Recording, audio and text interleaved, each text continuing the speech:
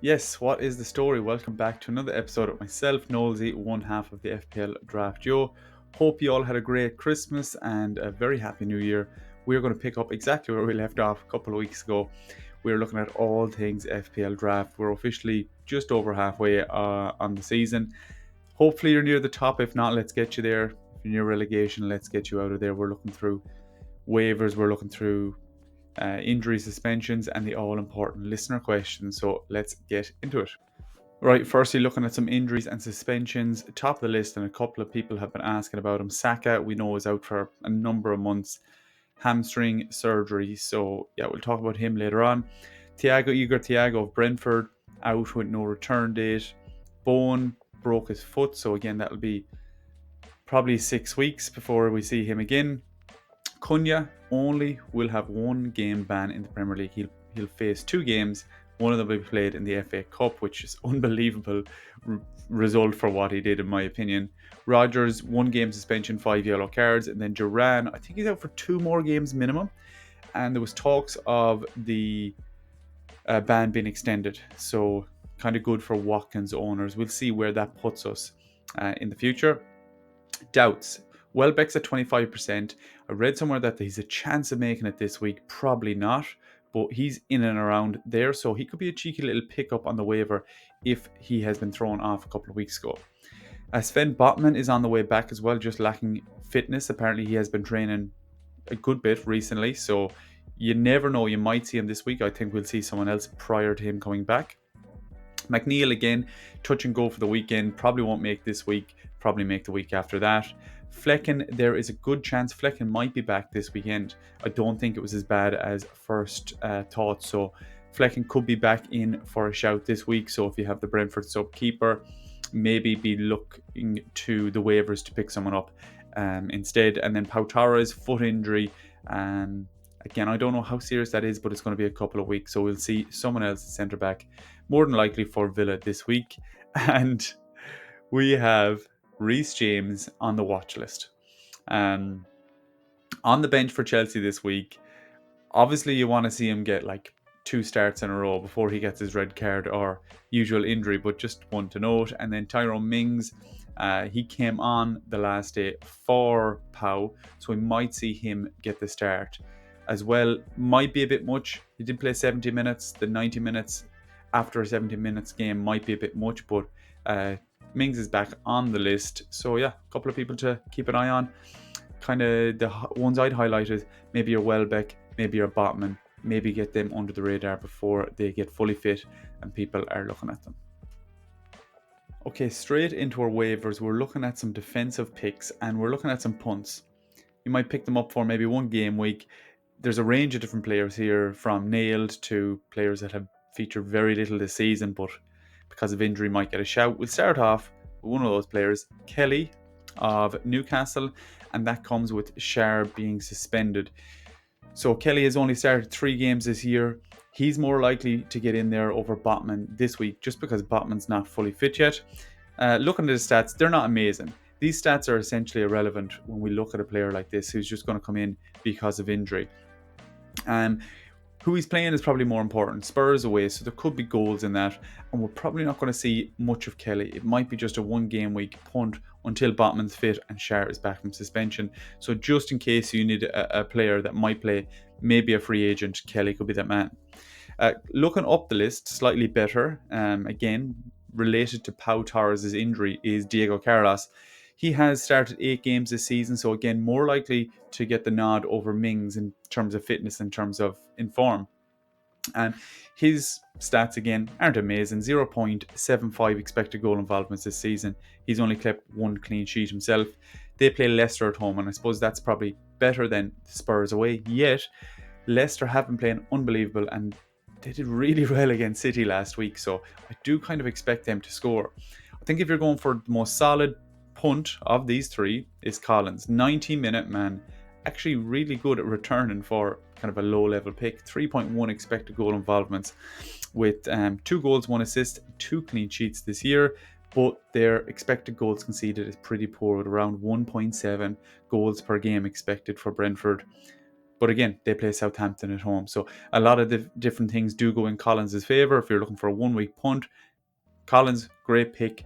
If not, you need to shore up the team if injuries, Carlos or Kelly could fill them gaps. Okay, straight into our waivers, we're looking at some defensive picks and we're looking at some punts. You might pick them up for maybe one game week. There's a range of different players here, from nailed to players that have featured very little this season, but because of injury might get a shout. We'll start off with one of those players, Kelly of Newcastle, and that comes with Shar being suspended. So Kelly has only started 3 games this year. He's more likely to get in there over Botman this week just because Botman's not fully fit yet. Looking at his stats, they're not amazing. These stats are essentially irrelevant when we look at a player like this who's just going to come in because of injury. Who he's playing is probably more important. Spurs away, so there could be goals in that, and we're probably not going to see much of Kelly. It might be just a 1 game week punt until Botman's fit and Shar is back from suspension. So just in case you need a player that might play, maybe a free agent, Kelly could be that man. Looking up the list, slightly better, again, related to Pau Torres' injury, is Diego Carlos. He has started 8 games this season, so again, more likely to get the nod over Mings in terms of fitness, in terms of in form. And his stats, again, aren't amazing. 0.75 expected goal involvements this season. He's only kept 1 clean sheet himself. They play Leicester at home, and I suppose that's probably better than Spurs away. Yet, Leicester have been playing unbelievable, and they did really well against City last week, so I do kind of expect them to score. I think if you're going for the most solid punt of these 3 is Collins. 90-minute man, actually really good at returning for kind of a low-level pick. 3.1 expected goal involvements with 2 goals, 1 assist, 2 clean sheets this year, but their expected goals conceded is pretty poor, at around 1.7 goals per game expected for Brentford. But again, they play Southampton at home. So a lot of the different things do go in Collins' favour. If you're looking for a 1 week punt, Collins, great pick. If not, you need to shore up the team if injuries, Carlos or Kelly could fill them gaps. Okay, straight into our waivers, we're looking at some defensive picks and onto some more defensive picks and slightly better ones here. We have a top pick, we have a safe pick, and we have a punt. Starting with that punt, and again, I think it's slightly better than the previous punts because, in my opinion, he will be nailed. Kwanzaa for Liverpool.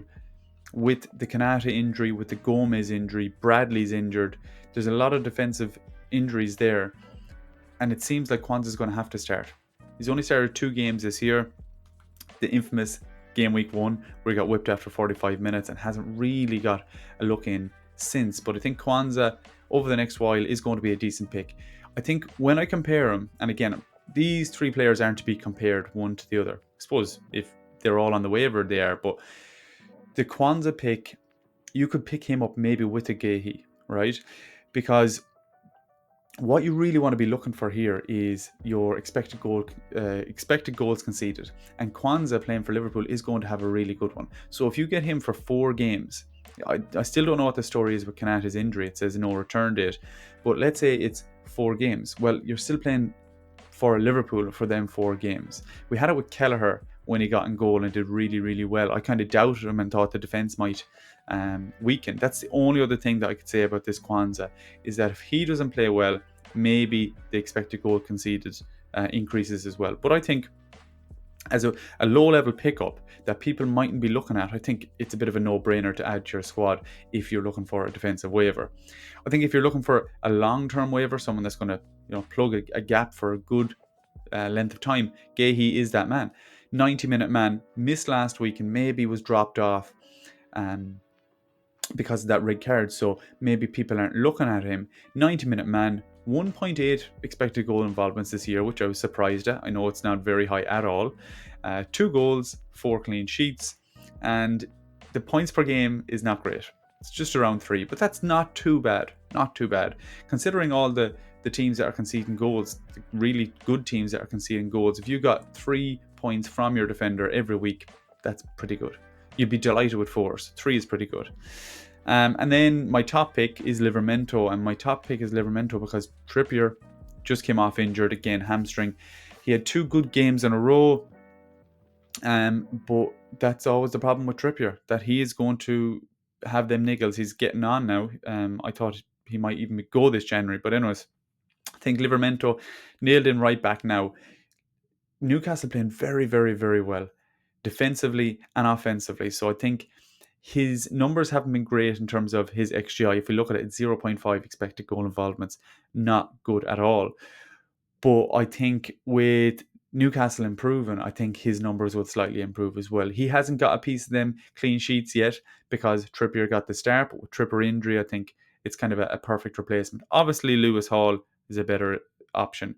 Botman, when he comes back, if he consistently starts, great aerial threat. But I think as a kind of under the radar, very good pick for a team that is in great form with some good fixtures. I think Livermento is a great pick. And if not, Gahey as a second option, safe pick, very good. And if you need to plug a gap, you want to take a little punt on Kwanzaa, a Liverpool defender, happy out.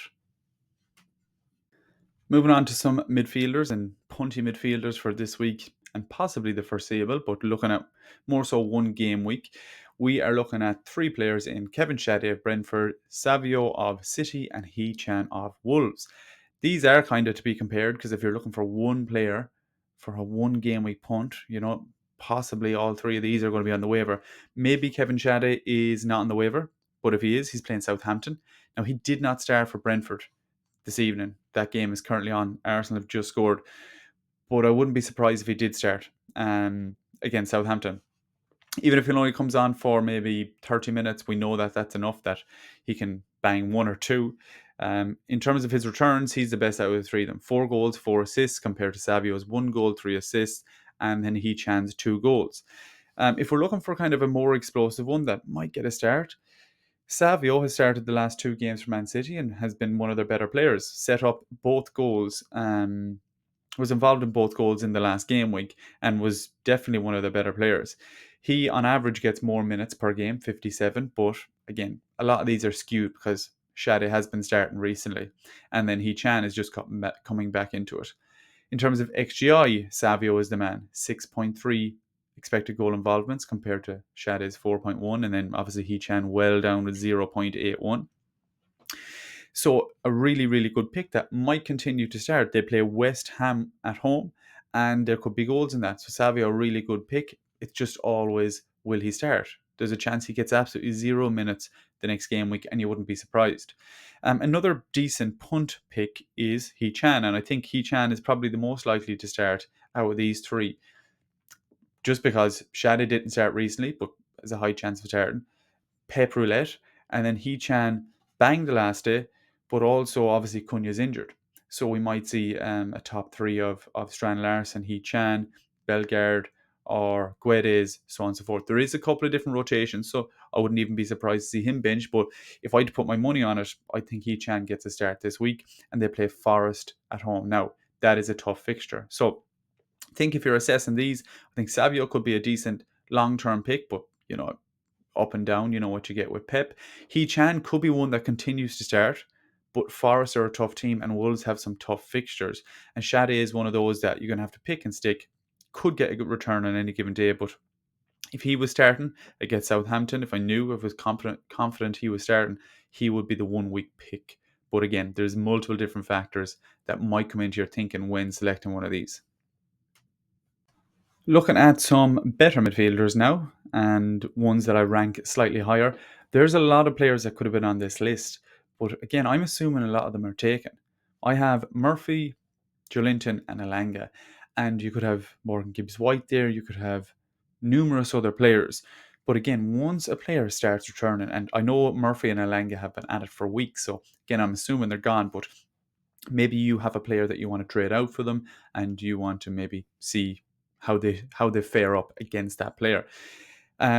I think you have to get on some of these players pretty early, and I know this is probably too late, but once like even casual players see someone scoring, they're probably going to pick them up. So you kind of have to be on the ball. Hopefully, some of these might be available. I'm going to assume only Joe Linton's available, but let's say you have an Ahmed, let's say you have Sancho that you want to swap out. Would you do it for Murphy? So let's have a look. Murphy, 59 minutes per 90, but again, that is skewed because he started the last 6 and looks like he's nailed himself down for a place in that Newcastle side. 6 expected goal involvements, and he has 3 goals, 6 assists, so overperforming, but great returns. 9 returns in 19 games so far this season. 4.5 points per start, and the fixtures are around 18 out of 30 in our ranking system. 30 out of 30 obviously being the hardest, and what would it be, 12 out of 30 being the easiest. So right in the middle there. But if you actually look at them, they're pretty decent. And with Newcastle playing the way they are, expect Murphy to get some returns. Looking at his teammate, Joelinton, as the safe pick. 84 minutes per 90 and starts every game he's available for. I think he's missed 2 or 3 due to injury or suspension, can't remember. But for the most part, plays nearly every minute. 4.1 expected goal involvements and 4 goals and 1 assist. So tipping along very, very nicely, very close to his expected goal involvements, and gets around 3.78 points per game, which again you'd be fairly happy with as a midfielder. 4 points every game. And then our other top player, Elanga. As I said, Morgan Gibbs-White would be up here, slightly more nailed and on pens, possibly, if Chris Wood is injured or off the pitch. So, yeah, I think Elanga second to that. 55 minutes per start, but or per 90 we'll call it. But I do think that he's working his way into that team. I think Elanga is a player that he can't leave out. But we have seen it done. So he's slightly more risky than our Murphy or even a Joelinton, but really, really high upside when he does play, especially consistently. 3.6 expecting goal involvements with 6 returns, 3 goals and 3 assists. And again, very similar to Joelinton in terms of points per start, but again, Elanga has played a significantly less amount of time than Joelinton. So I think if Elanga and Joelinton played more, he'd actually have better results over a long period. But again, you can't ignore some of the solid, easy picks like a Joelinton. So I'm going to presume that he's the only one available. If he is, he's still a really, really good pickup. And finally, our forwards. Before we get on to our listener questions, 3 forwards, a punt, safe pick, and our top pick. Let's start off with our punt. Let me try and pronounce his name. I tried it earlier. Southampton striker Anuchu. That should have been easier than it is. Anuchu started the last both games, 90 minutes 2 game weeks ago. I think it was 60 or 50 something, maybe 64 in game week 19. But to get a striker off the waiver that potentially will continue to start is a bit of a gem. Now, he is a punt because, again, very small sample size. They're Southampton. His stats, again, are kind of irrelevant. He's only accumulated 0.97 XGI this season, but he's only had 3 starts, I think, and a couple of cameos. Their fixtures are really good, but they're Southampton, so it kind of balances out that it doesn't really make a difference because they're not going to score the most amount of goals, and if they do, you have to bet on that it's going to be him that scores it. But to get a potential playing striker off the waiver, if you've got an injured player, great shout. My safe pick is Fulkrug, and the reason I pick Fulkrug is obviously because Bone broke his foot, and the only natural replacement is Fulkrug up top. Now, my other punt before I decided I'll go with this dude was Danny Ings. That Danny Ings might get some game time if Fulkrug gets injured. We know he's injury prone, but I think Fulkrug's been eased in. He has a couple of setbacks with an injury, but I think that he will continue to start because he has to. If not, could we see a Somerville, maybe Kudos up top? On that note, Somerville, a nice little punt under the radar, but West Ham's fixtures aren't great. So I think Fulkrug as a striker, we know what has happened. He hasn't get many minutes at all, 35 per 90 usually. 1.1 expected goals, 1 goal, 1 assist. We've only really seen cameos of him. Their fixtures aren't amazing. They're not playing really good football, but we're hoping that we can just pick up a starting striker that we're forced in, or West Ham are forced into starting him up top because of Bone. But it could just as easily happen that Kudos goes up top, Somerville goes left wing, and they plug it that way. Hopefully they decide to go with the big man up top. If not, we might see Danny Ings make some sort of cameos over the next couple of weeks. But if that happens, if Danny Ings is now a starting striker, I don't know what's happening. Our top pick is Gakpo. And so often Gakpo is asked about, should I drop him? Should I keep him? he's actually getting consistent enough minutes now. And he's getting enough minutes, and Liverpool are playing well enough that the benching doesn't really matter. The fact that he might play 3 games and get benched for one or get whipped one early because he's playing really, really well. So averaging, 50 minutes per 90, which again, not great, but over the last couple of weeks, he's been very, very important to the team. Not so much as a striker, but we don't really care. The strikers are that limited that we don't care if a striker's playing as a winger or a midfielder. We just care that they're playing. So I think Gakpo is actually a decent pickup. 5.2 expected goal involvements this year, 5 goals, 2 assists, really, really good. And the fixtures are okay. But again, they're Liverpool, they're smashing teams, they're going to get amongst the goals. And even if he only comes on for 30 minutes, sometimes it could be worth a start over, a very, very average striker. So yeah, Gakpo for the first time is a decent pick. Now on to the all-important listener question section. Thank you as always for sending them in, mainly through Instagram. That's the best way to get your question read out on YouTube. Our goal for 2025 is to reply to as many messages as possible. We've been slacking off recently and not getting back in time.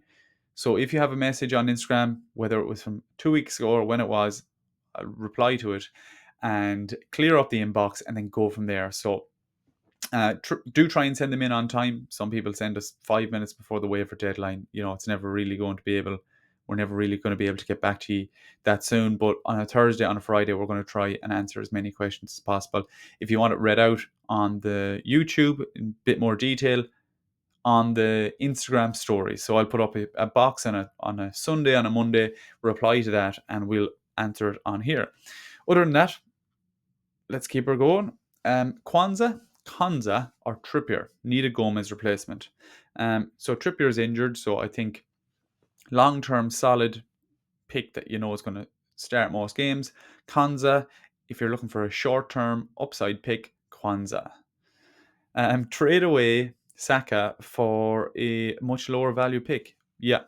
For me, in the draft, places are precious because so often you're going to rotate. So often there's going to be benchings. In normal FPL, if you've 12 good players, you could get away with it. I think you need most your bench for the draft. So I had Saka in one draft. What can you do? If it's going to be 2 months, it's going to be like 10 games. You're nearly at the end of the season then. I think that's a good decision. I think if you have Saka, I think even if you can't get a trade for him, rather than waiting and waiting and waiting, if there's a very good pickup on the waiver, go for it.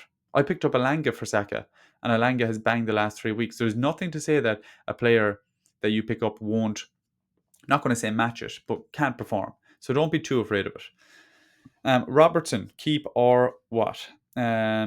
So we have Huijsen, Young, Kirkes, Minos, Nori, Van Hecke, and Rico Lewis free. I'd like to keep Robertson, to be honest with you. If I had to trade him, if I had to swap him out, Munoz obviously is up there, and Nori is up there. But I think Nori, you have to be looking for attacking returns because their fixtures are so hard. So maybe a Rico Lewis, again, Man City's fixtures are very tough. You're looking for attacking returns. I think Munoz, if you were trading him, I think I'd keep Robertson over Munoz, but it's really up in the air. Is it time to move from Ahmed?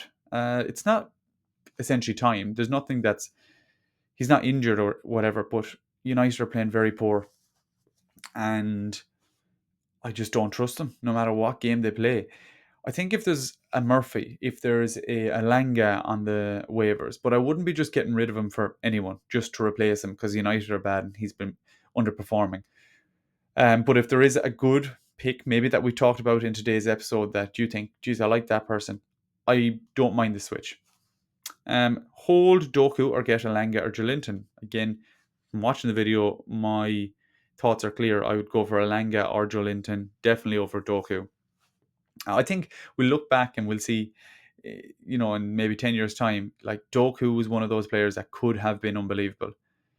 We look at highlight videos of him, show him other people, and then they'll be like, was he any good? We're like, no. I just think he's just does not, we all know it, he does not produce the final product. So I would be going for a solid Jolinton, he's going to play every day, or a high upside Alanga. Madueke, Murphy, or Sarr. Now, this is a bit more of a trickier one. I think I'd go Murphy, definitely over Madueke because they've good fixtures, playing well, relatively nailed. Slightly more confident Murphy starting all the time than Madueke, even though, again, Madueke could do anything on any given day. Sarr and Murphy, that's very, very tough. I think I'm going to have to go. I have Sarr and I want him to do well, but my heart's saying Murphy. I think it's a toss up. I think Sarr's fixtures are really, really good. If Palace improve slightly, I'd go Sarr, but because Newcastle are playing so well, it's hard to ignore Murphy. Is Moreno a drop? Did he lose his spot to Nico Williams? Yeah, and so Nico has started the last 5 games in a row and can play both left back and right back. So I would probably drop Moreno. If that's the question, I'd be dropping Moreno and probably looking to pick up a Nico Williams. It's very, very tough to get your hands on those Nottingham Forest defenders, but if there is one, pick them up. Sarr or Eze? Okay, this is, again, a very tough one. I think if you could guarantee me Eze fit, it's an easy pick. He has free kicks, he has pins, possibly. But Sarr, I know, is going to stay fit. If I had to put my money on one of the players, I'd go Sarr because could happen that in 3 game weeks time I have to replace Eze anyway. So I think just playing it very safe, I'm going Sarr. I think if I had the option, I'd go Eze, but I think playing it safe is Sarr. Ryan Nori or Calafiori? I think Calafiori, always go for the Arsenal man. Expected clean sheets. Even in a very, very dull game, he might get you 6 points, even though he's currently on for a 1-pointer because he got a yellow card and conceded. But anyways, I always like to go for the best defense, and then if the returns come after that, brilliant. But if you're not going for a defense, you're nearly relying on the returns. And now that is a toss-up with Nori and Calafiori because one is returns and one is clean sheets. But I just like the clean sheets more so than the returns. Unless you're looking at a Robinson, and I know Nori isn't far off that this season, I'd just like to play it safe again. Strand Larson or Jimenez? Okay. Strand Larson or Jimenez? I still like Jimenez. I think Wolves' fixtures are very tough. Chan coming back could possibly play up top if Strand Larson wasn't doing the business. I know Jimenez's minutes aren't nail guaranteed, but I like the fixtures. I like Fulham. I like Jimenez, and I still think he's going to be the number 1 choice. So if I had to pick, I'd probably go Jimenez. And that is us. Game week 20, done and dusted. Again, if you want any sort of information, Instagram, Twitter, that's where you'll find us. FPL Draft Joe out. Boom.